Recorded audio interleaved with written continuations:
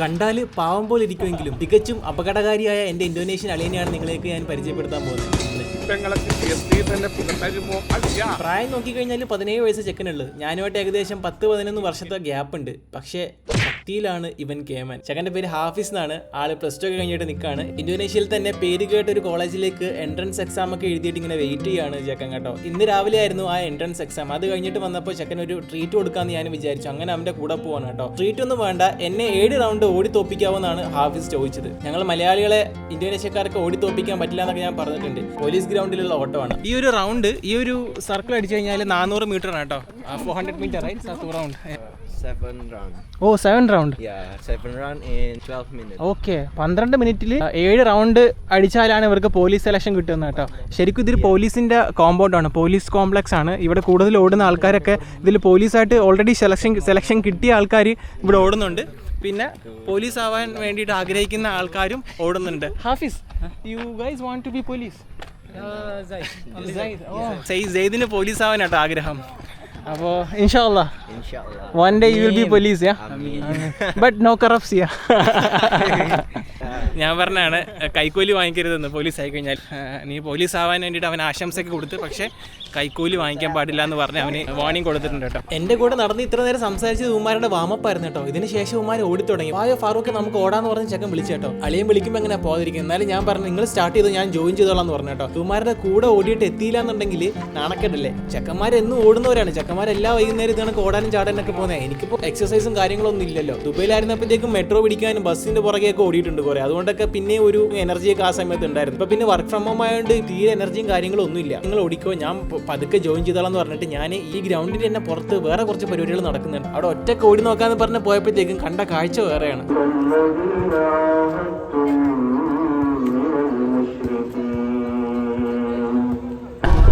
നമ്മളിവിടെ വെച്ച് പരിചയപ്പെടാൻ കേട്ടോ. ഞാൻ ഇങ്ങനെ വീഡിയോ എടുക്കുന്നുണ്ടിട്ട് അവൻ ചോദിച്ചു, എൻ്റെ ഇൻസ്റ്റാഗ്രാം ചോദിച്ചു കേട്ടോ. What's your name? Tommy. My name is Tommy. Tommy എന്നാണ് അവൻ്റെ പേര്. ഇവിടെ you came here for jogging ചെയ്യാൻ വേണ്ടിയിട്ട് വന്നതാണ് കേട്ടോ ടോമി. Practice for police or no?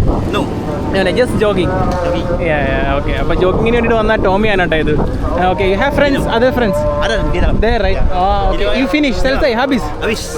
ടോമിയെ സലാം പറഞ്ഞ് വിട്ടപ്പോഴത്തേക്കും ഭയങ്കര കാറ്റ് കേട്ടോ. അപ്പോഴേ ശ്രദ്ധിക്കുന്നത് നമ്മുടെ സ്റ്റേഡിയത്തിന്റെ പേര് വീരഭക്തി എന്നാണെന്ന്. സ്റ്റേഡിയത്തിന്റെ പുറത്ത് കുറെ ആൾക്കാർ ചെറിയ ചെറിയ തട്ടുകട മാതിരി കുറെ സാധനങ്ങൾ വിൽക്കുന്നുണ്ട് കേട്ടോ. ഇവിടെ ഹെൽത്ത് കോൺഷ്യസ് ആയിട്ട് ഓടാനും ചാടാനും വരുന്ന ആൾക്കാർക്ക് വാങ്ങിച്ച് കഴിക്കാൻ പറ്റിയ സാധനങ്ങളല്ല, പകരം എന്നെ പോലെ വരുന്നവർക്ക് പറ്റിയ സാധനങ്ങളാണ് കേട്ടോ ഇതെല്ലാം. ഇതിനകത്ത് കൂടുതലുള്ളത് എണ്ണയും പിന്നെ കെച്ചപ്പും അങ്ങനെയുള്ള പല പല പൊടികളും ഒക്കെ ആണ്. അതുകൊണ്ട് എല്ലാവർക്കും കഴിക്കാൻ പറ്റുന്ന സാധനമല്ല. എല്ലാവരും ഓരോ ജോലിയിലാണ്, എല്ലാവരും എക്സസൈസ് ചെയ്തുകൊണ്ടിരിക്കുകയാണ് കേട്ടോ. പല പല എക്സസൈസ്, ഓടുന്നു, ചാടുന്നു, സൈക്കിൾ ഔട്ടുന്നു. ഇവിടുത്തെ ഈ ഒരു സൗകര്യത്തിന് ഇവിടുത്തെ ഗവൺമെന്റിനെ സംബന്ധിച്ച് കൊടുത്തേക്കുന്നു കേട്ടോ. എല്ലാ തരക്കാരായ ആൾക്കാർക്കും പല പല ഗെയിംസ് കളിക്കാനുള്ള സൗകര്യം അവിടെ ഒരുക്കി കൊടുത്തിട്ടുണ്ട്, ഫ്രീ ഓഫ് കോസ്റ്റ്. വോളിബോൾ കളിക്കുന്ന കുട്ടികളുണ്ട്, അതിന്റെ അപ്പുറത്ത് ബാസ്കറ്റ് ബോൾ കളിക്കുന്നുണ്ട്. പിന്നെ അല്ലാതെ കൊച്ചു കുട്ടികൾ അവർക്ക് പറ്റിയ കളികളായിട്ടുള്ള കളികൾ കളിക്കുന്നുണ്ട്. ഈ ചുമന്ന് ഉടുപ്പിട്ടവനാണെന്നുണ്ടെങ്കിൽ കുറെ നേരം ഒരു കാറിന്റെ മണ്ടക്കായിരുന്നു. ഇപ്പൊ അതേ അവിടെ ഇരിക്കുന്ന ഒരു ബാരിയറിന്റെ മുകളിൽ കയറാണ്. പിന്നെ എന്നെ അടുത്ത് കിട്ടിക്കഴിഞ്ഞാൽ അവൻ്റെ പണി കൊടുക്കാനായിട്ട് തന്നെ ഇരിക്കാനാട്ടോ. പെൺകുട്ടികളുണ്ട് കേട്ടോ, ആൺകുട്ടികളുടെ കൂടെ മിക്സറായിട്ടാണ് കേട്ടോ അവർ കളിക്കുന്നത്. അല്ലാതെ ആൺകുട്ടികൾ വേറെ പെൺകുട്ടികൾ വേറെ അങ്ങനെയൊന്നും അല്ല. അവർ മിക്സറായിട്ടാണ് വോളിബോളും ബാസ്കറ്റ് ബോളും ഒക്കെ കളിക്കുന്നത്.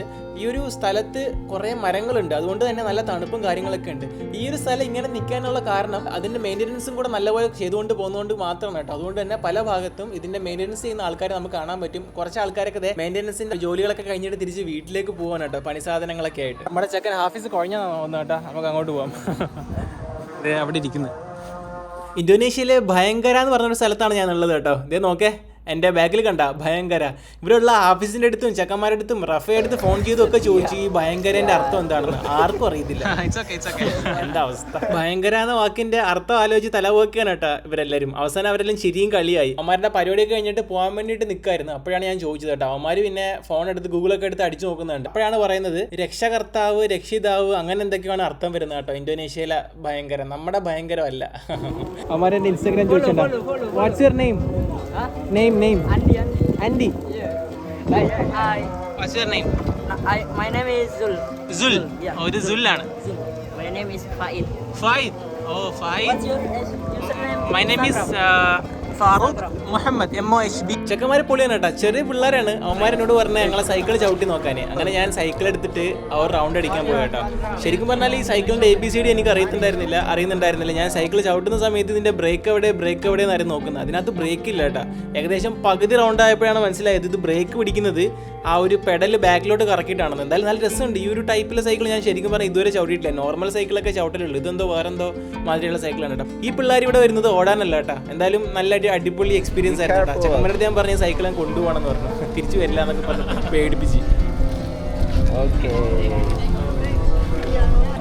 ഇതിന് ബ്രേക്കൊന്നും ഇല്ല കേട്ടോ ഈ സാധനത്തിന്. ഇത് എനിക്ക് ആദ്യം ഇത് ബ്രേക്ക് ഓട്ടാൻ പറ്റാതെ ഞാൻ കാല് തറ വരച്ച് നിർത്തിയത് കേട്ടോ. പിന്നെയാണ് മനസ്സിലായി ഈ സാധനം ബാക്കിലോട്ട് ആക്കുമ്പോൾ ഈ സാധനം ബ്രേക്ക് ആവുന്നു. എന്തായാലും കൊള്ളാം. ബാഗുസ് എനക് terima kasih banyak. Kamu tinggal di mana? Dekat Pusri. Dekat Pusri. Yeah. Pusri. ചെക്കന്മാർക്ക് നമ്മുടെ കൂടെ നിന്ന് ഫോട്ടോ ആണെന്ന് പറഞ്ഞിട്ടാ, ഇന്ത്യൻ അങ്കിളിൻ്റെ കൂടെ നിന്ന് ഇന്ത്യൻ മാമിൻ്റെ കൂടെ നിന്ന് ഫോട്ടോ ആണെന്ന് പറഞ്ഞിട്ട് ചെക്കന്മാർ വീണ്ടും വന്നു. അങ്ങനെ അമ്മമാരോട് നിന്ന് ഫോട്ടോസൊക്കെ എടുത്തു. എനിക്ക് അമ്മമാർ ഇഷ്ടപ്പെട്ടു കേട്ടോ. അടുത്തോട്ട് വരുമ്പോൾ എനിക്ക് വേണ്ടിയിട്ട് എക്സ്ട്രാ ഒരു സൈക്കിളൊക്കെ കൊണ്ടുവരാനൊക്കെ പറഞ്ഞിട്ടുണ്ട്. അപ്പോൾ ഞാൻ ആലോചിക്കും എങ്ങനെയാണ് അമ്മമാർ എക്സ്ട്രാ സൈക്കിൾ കൊണ്ടുവരും. 5 പേരുണ്ടെങ്കിൽ 5 സൈക്കിളല്ലേ കൊണ്ടുവരാൻ പറ്റും, 6 സൈക്കിൾ കൊണ്ടുവരാൻ പറ്റില്ല. എന്തായാലും എന്നോട് പറഞ്ഞാൽ അടുത്തോട്ട് ഞങ്ങൾ വരുമ്പോഴത്തേക്ക് ഒരു സൈക്കിൾ എക്സ്ട്രാ കൊണ്ടുവരും, എന്നിട്ട് നമുക്ക് റേസ് വെക്കാമെന്നൊക്കെ പറഞ്ഞിട്ടുണ്ട്. എന്തായാലും നോക്കാം. ഫോട്ടോസൊക്കെ എടുത്ത് അമ്മമാർക്ക് ബയോ എടുക്കുന്ന സമയത്ത് അടുത്ത ടീം വന്നു ഫോട്ടോ ആണെന്നും പറഞ്ഞിട്ട്, കുറച്ചും കൂടെ സീനിയേഴ്സ്. അപ്പോൾ നമ്മുടെ ഹാഫിസിന് ട്യൂഷൻ ഉണ്ട് കേട്ടോ രാത്രി. അപ്പോൾ ട്യൂഷന് പോകാനായിട്ട് സെയ്ദും ഹാഫിസും കൂടെ ഇവിടുന്ന് ഇറങ്ങുകയാണ്. ഞാൻ അവരോടൊപ്പം ഉണ്ട്. നമ്മുടെ ഹാഫിസ് ചില്ലറക്കാരനല്ല കേട്ടോ. ചെക്കൻ പോയി ടെസ്റ്റ് കൊടുത്തേക്കുന്ന സ്ഥലം എന്ന് പറഞ്ഞാൽ സൗത്ത് ഈസ്റ്റ് ഏഷ്യയിലെ ഏറ്റവും വലിയ ക്യാമ്പസുകളിൽ ഒന്നായ ക്യാമ്പസിലാണ് കേട്ടോ. 1960 സ്ഥാപിതമായ ഈ ഒരു ക്യാമ്പസ് 712 ഹെക്ടറിലാണ് ഇങ്ങനെ വ്യാപിച്ചു കിടക്കുന്നത്. അപ്പോൾ തന്നെ മനസ്സിലാക്കാല്ല എത്ര സൈസ് ഉണ്ടെന്ന്.